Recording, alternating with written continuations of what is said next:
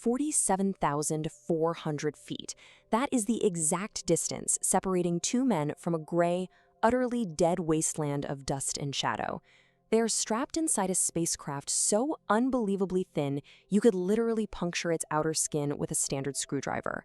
I mean, it's essentially a high-tech aluminum foil tent. It's engineered to within microns of failure, held together by mylar, rivets, and a whole lot of prayer. 47,400 feet. They are dropping incredibly fast, getting closer to the surface of another world than any human-built object has ever been before. The date is May 22, 1969. Test pilots Tom Stafford and Gene Cernan are peering through these tiny triangular windows of a lunar module named Snoopy. Just 9 nautical miles of empty space separates them from the moon. They are so incredibly close they could practically step out, plant their boots in the regolith, and become the very first humans to walk on another celestial body. But they aren't going to. And here's the wild part. NASA engineered a piece of brilliant, deliberate cruelty for this mission. They intentionally shortchanged the fuel tanks.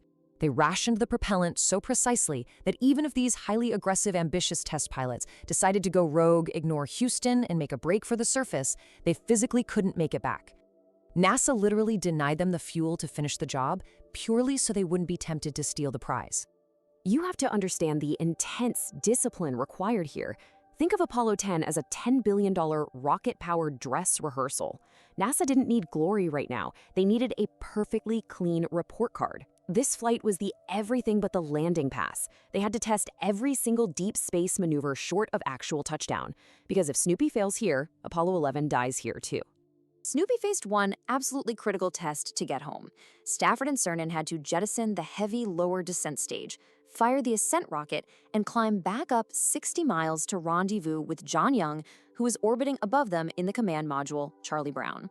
The entire Apollo program hinges on this staging maneuver. It's the exact sequence that brings astronauts home from the moon. So they hit the switch, the bottom half kicks away, and instantly, Snoopy absolutely loses its mind. It lurches, it violently rolls, it starts tumbling out of control. Through those tiny windows, the horizon starts swinging in a sickening rhythm. The moon, the black sky, the moon, the black sky. The attitude indicator is spinning like a broken slot machine. The spacecraft flips head over heels 8 complete times. The gyroscopes are literally screaming in the background. You've got 2 test pilots trapped inside a violently cartwheeling box, 250,000 miles away from home. And those 8 terrifying revolutions, they happen in just 15 seconds. It's a blinding, lethal speed. They were exactly 50 seconds away from the ascent stage, either ripping itself to shreds under the sheer stress or smashing directly into the lunar dust below. Son of a bitch, what the hell happened? Gene Cernan, who was frankly one of the toughest men to ever wear a flight suit, gasped this exact quote over a hot microphone. And because it was live, that breathless, raw reaction to sudden impending death was beamed directly to breakfast tables all across America. So what caused this near-fatal spin? It was incredibly small and almost embarrassing. One single switch had been left in the wrong position. The backup abort computer had suddenly seized control, but it fundamentally disagreed with the primary guidance system. So the computer began flailing wildly, desperately trying to dock with a phantom command module that existed only in its confused electronic brain. With disaster just seconds away, Stafford does exactly what test pilots are trained to do. He completely ignores the screaming instruments, growls the manual controls, and just flies the ship. He physically wrestles the spacecraft out of its tumble, kills the gyrations, fires the ascent engine hot and clean, and successfully chases down Charlie Brown. The entire world exhales. Stafford and Cernan crawl safely back into the main capsule, sealing brave little Snoopy off behind them. Now, normally, the ascent stage of a lunar module meets one of 3 standard fates. They were intentionally crashed into the moon to calibrate seismometers, they burned up as a fiery streak in Earth's atmosphere, or they were safely parked in a museum down here on the ground. Every single lunar module in the Apollo program died one of those 3 ways, except for this one. Here is where NASA pulled off a secondary surprise, something they had never done before and would never do again. They initiated what's known as the goodbye burn. They fired Snoopy's engine one last time, a massive, sustained burn that shoved the little spacecraft completely out of lunar orbit, right past the moon, past the Earth-Moon system entirely. They pushed it straight out into the deep interplanetary dark on a heliocentric trajectory. Snoopy became the only lunar module ever intentionally placed into an orbit around the sun itself. Think about that. This little 9,000-pound foil box effectively became its very own planet. The very second its transmitter shut off, NASA lost track of it. The batteries died instantly.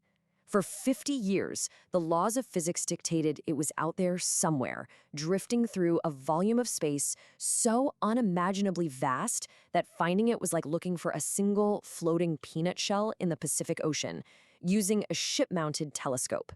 For a half-century, Snoopy was nothing more than an aerospace rumor. That is, until a British amateur astronomer named Nick Howes, working out of the Kielder Observatory, began modeling 50 years of complex orbital mechanics.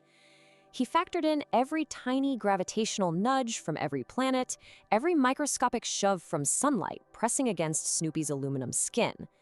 And then he looked at a newly cataloged object from 2018.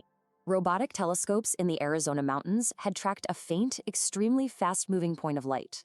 The astronomers initially assumed it was just another small rock in the sky, a standard asteroid they designated 2018 AV2. But Howes took the numbers from his modeled Apollo 10 trajectory and ran them directly against the path of this supposed space rock. The results were staggering.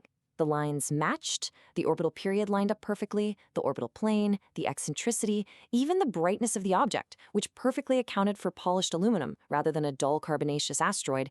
It all lined up. It was a massive 98% match. That is a 98% probability that this rock is not a rock at all. The entire mystery hangs right there on that final 2%. To be absolutely 100% certain, we just have to wait for one of its rare, close passes and point a massive telescope right at that faint dot of light. We have to resolve it visually to see the unmistakable, legless, angular silhouette of a spacecraft built by human hands. But the brutal math of orbital mechanics suggests he's absolutely right. Which means, for the past 56 years, that ascent stage has been swinging around the sun on a massive elliptical leash. Sometimes it drifts closer to our star than Venus, sometimes it swings farther out than Mars, but it never comes home. It never lands. It never stops. It takes roughly a year to complete each lap, and it's going to do this tens of thousands of times more, long after everyone who even remembers the space race is gone. It is a literal ghost in the solar system, a tiny, dented box of mylar and silence endlessly looping through the great hush, right where the solar wind blows and the stars do not flicker. It's the only lunar module that did not die, a permanent prayer thrown into the void. They built it to be discarded. It refused.